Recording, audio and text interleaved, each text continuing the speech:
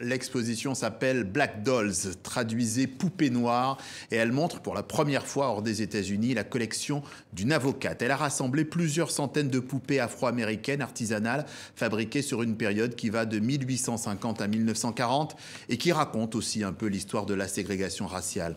Reportage TV5 Monde à Maison Rouge à Paris, Pascal Achard, Hervé Labourdette.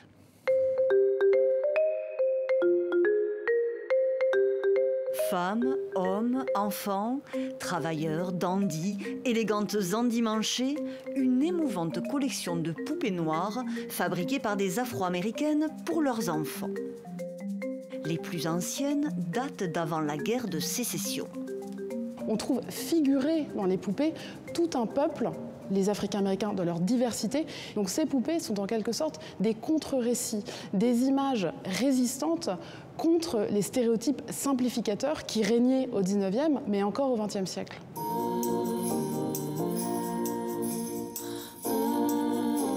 Derrière les mains qui ont minutieusement confectionné chaque objet, une page d'histoire souvent négligée.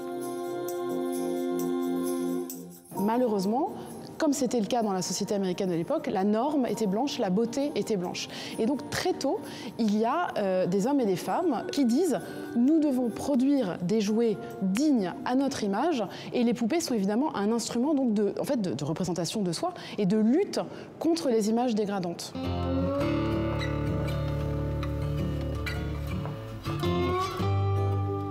Certains traits évoquent les masques africains. Et que dire de ces drôles de poupées, les topsy-turvy, à double sens?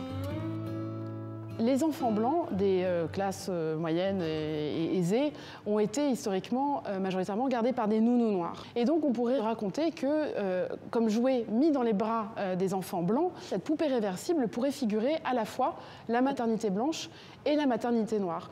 Lorsqu'on a affaire à des poupées sans jupe, sans rien, qui sont vraiment très très abstraites, très minimales, évidemment, on peut se dire que ces jouets représentent les États-Unis en leur cœur, c'est-à-dire une société ségrégée, puissamment, profondément ségrégée.